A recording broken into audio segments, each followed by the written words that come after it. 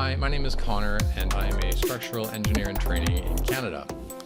When I tell some of my colleagues that I use Python in my work as a structural engineer, they sometimes ask, well, what do you use Python for in structural engineering? This is a difficult question to answer on the spot because it's ultimately just using a computer, and it's kind of like asking, what do you use a computer for in structural engineering? So this is my answer to that question. This is also a video in homage to the video done by Dr. Becky Smethurst, where she showed how she uses Python in her work as an astrophysicist.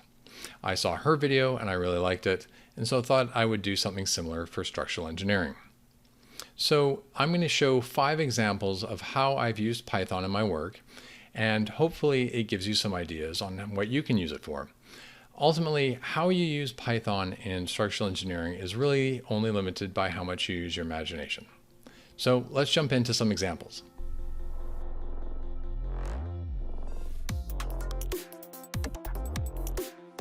Here, I'm using the new JupyterLab desktop application to show you how I use Python to manipulate files for analysis.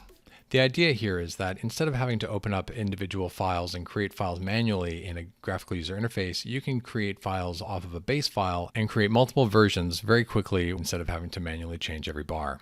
Here, this is the section I'm going to be looking at, the reinforcing bars. First, I'll import pathlib, which is part of the built-in Python standard library. It's an easy and convenient way of manipulating file paths. I'm going to first off create a path to my CTI file, mycall.cti, and we'll check to see if it exists before going further. We see that it does, so let's continue. I'm going to start by creating a variable called new area that's going to have my new bar area. I'm also going to create a new variable called new file name where I create a new file name because I don't want to overwrite the existing file. I want to have new files. Oh, there's a plus in here that I don't want, so we'll just delete that, and that's what I want my new file to look like. So that we've printed it out, we know that this part of the code is working, so let's continue on. I'm going to open up 2 files. The first is going to be mycall.cti and then also my new file name.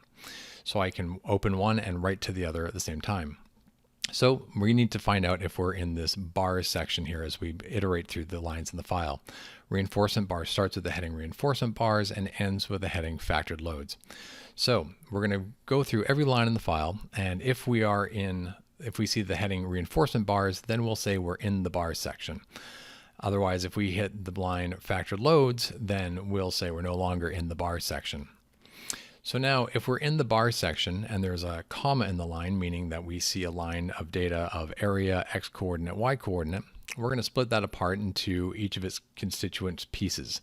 Then we're going to rejoin it back together, but instead of putting the area and the x and the y coordinate, we're going to put the new area there. So we've got to indent this back, and let's take a look at the code here. And if I run this, then I should see mycall500.cti be created, and I do here. Let's try creating another file with 700 millimeters squared. Note that I've now just created 2 files without having to manually go in and change the size of each bar. Let's go down and make sure that this worked. Yep, we see 500 there, and this is our original where we see 1000. Let's look at the same of our 700 millimeters squared. Yep, it's the same here. Ultimately now we need to know if this is going to open up in SP column. So let's open up SP column and open up one of our files. Let's start with 500 millimeters squared, and we can see that indeed it recognizes it as having 1425M bars. We run the analysis and we see that 25M is too small of an amount of reinforcing, so let's try instead our 700 millimeters squared file, and we'll see the analysis runs. Now ultimately you wouldn't just be creating individual scripts here to change just one attribute of the file. You'd want to create a library that can manipulate multiple parts of the file for you all at once.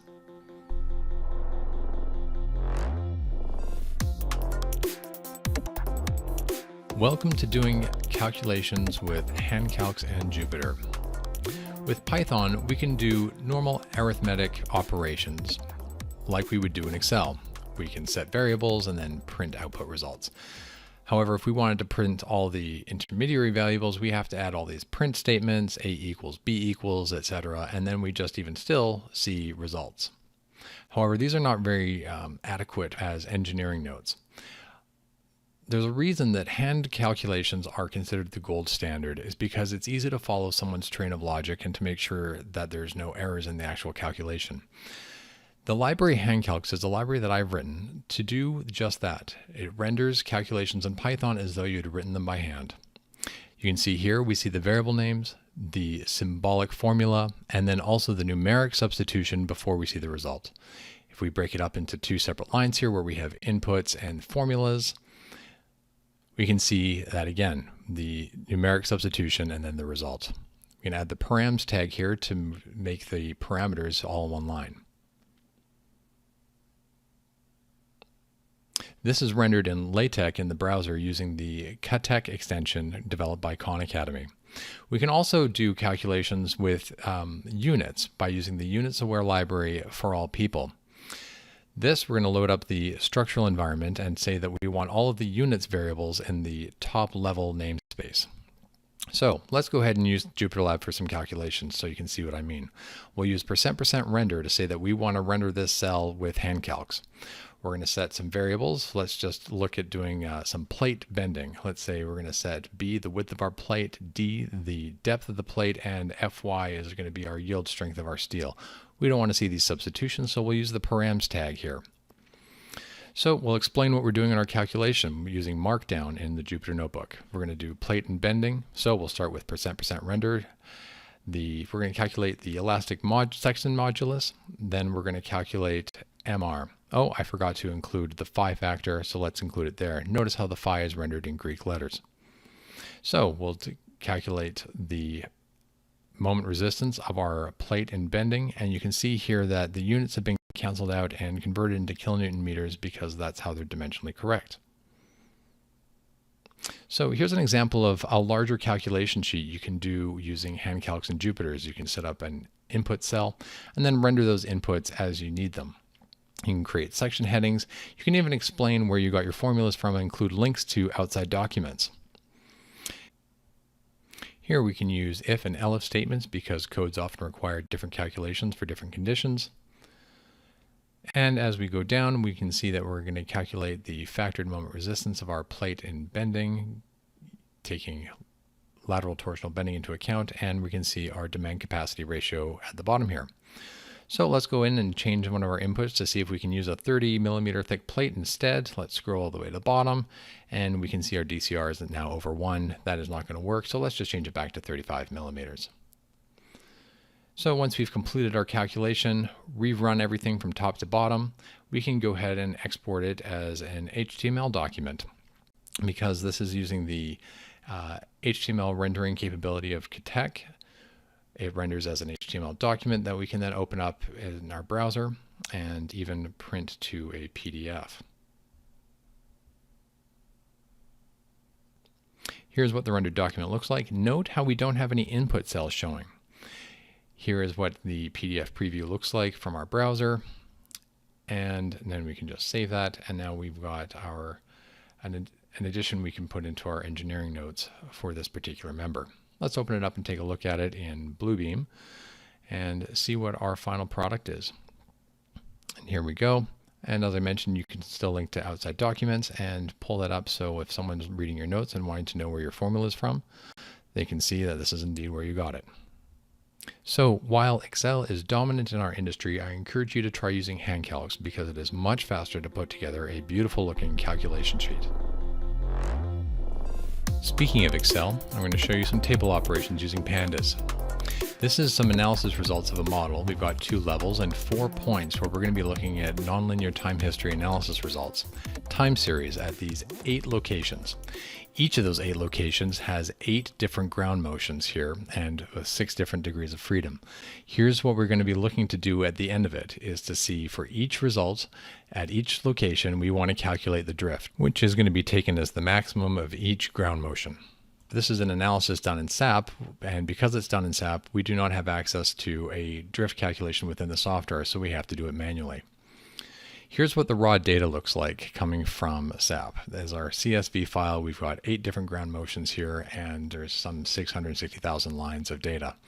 Rather small as far as time history analysis is concerned. So let's open up our CSV file and read our data. Here is what it looks like. This is the head of our data, the first 5 rows shown in Pandas. Here's what we're going to be doing. Since we have one long table, we need to be able to split this table into multiple pieces, a table for the roof joints and a table for the level 2 joints. Once they're stacked beside each other instead of on top of each other, we can then subtract the roof displacements from the level 2 displacements and calculate our U1 delta. To do this in Excel would require some manual work and would be tedious to do over and over for multiple analyses. Using Pandas, we're going to create a data pipeline where we can process the table all in one go, and so to rerun this for multiple iterations will be painless. So we're going to start by taking our joint ID, which is currently encoded in one string, where we say the joint is called level 2 northwest or roof northeast. We're going to split those up into a level column and an ID column. So each of those names will have their separate components stored in the table. Now we've got to split the table into 2 tables based on their level. So the joints that are at the roof level will be one table, and the joints that are at level 2 will be another table. Now we can merge these tables together into one table, but instead of them being stacked on top of each other, they're going to be stacked beside each other. You can see on the left here, we've got the X data, meaning the roof data, and on the right here, we've got the level 2 data, the Y data. Now, because we've got U1X and U1Y in the same row, we can subtract the U1X from the U1Y for each time step. Now we're going to get the absolute value of each of those deltas, and now we're going to find the max. We can then group the results by their joint ID, their level in the building, and also their output case, their ground motion, to get the maximum for each ground motion in the table that we want. Finally, we can add a column for the height of our stories and calculate our drifts, which will now represent the maximum drifts for each ground motion at each location. So let's output this to Excel. Here we can see we've just called the toExcel method on our data frame, and we can even launch the Excel file from Jupyter. Now, if we need to do this again for another file, it's just a matter of opening it up and running the script from top to bottom with the new file name.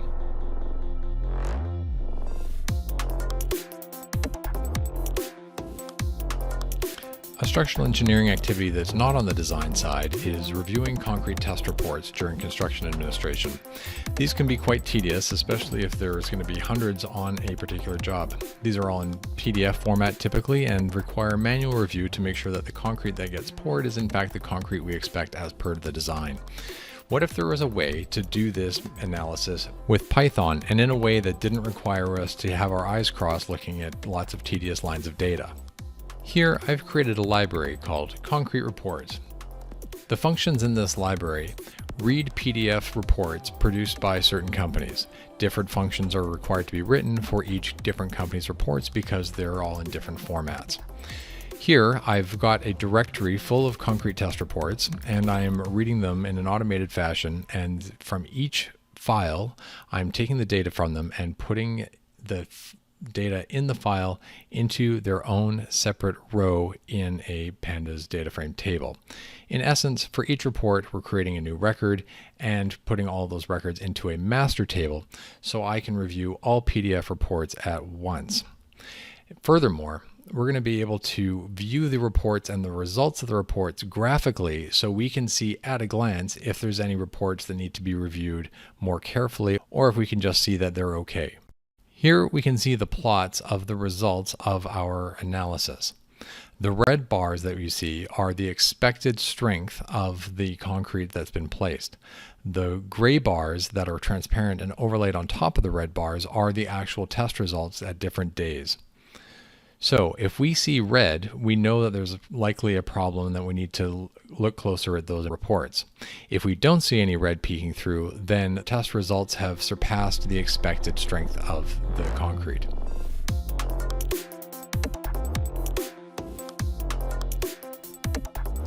Last is section analysis with section properties. There's a growing community of structural engineering programmers that are putting out excellent industry-grade software that is free and open source. In my opinion, I think section properties is one of the top.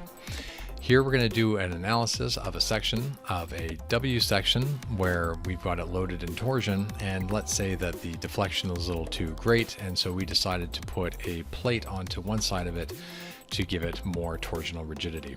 Using section properties, we're going to start off by creating 3 different materials. We're going to have the W section that steel's 350 MPa, the steel at 300 MPa for the plate, and steel 490 MPa for the weld. Here's what each section looks like. The W section, the large rectangle, which notice is sideways, and now we can show the fillet as well, which is just a triangle. So let's put these pieces together.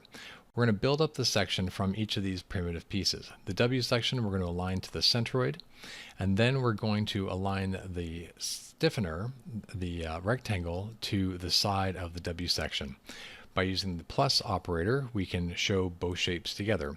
We've rotated the plate, we've aligned it to the centroid, and then we've aligned it to the right of the W section. For the top weld, we're going to do something similar. We're going to align it to the right of the W section and then to the top of the stiffener. And when we add it into our compound section with the plus operator, we can see it. Same with the bottom. We're going to take the top weld, rotate it negative 90 degrees, and align it to the bottom of the stiffener. Now we can add them all together and see that we have the shape we want. And so let's assign that to our composite geometry. We're next going to create a finite element mesh of a maximum area of 5. When we plot the geometry, we can see that a hole has automatically been recognized by section properties. Now we can add it to a section and calculate the geometric and warping properties. Now the analysis is complete and we can see the plotted shear center at its location. We can also use the .getSC method to get the location of the shear center and coordinates. We can use getJ to get the torsional modulus, and getGamma to get the warping constant, which is CW in the Canadian code.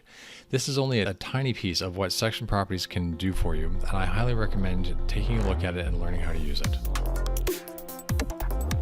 So that is just a little bit of how I use Python in structural engineering. If you're an engineer that uses Python as well, I'd be loving to hear what you do and how you use it. Please let me know in the comments. Also, if you're a structural engineer that's interested in learning Python for the purpose of structural engineering, also let me know as well. Thanks so much for taking the time to watch this video. Take care.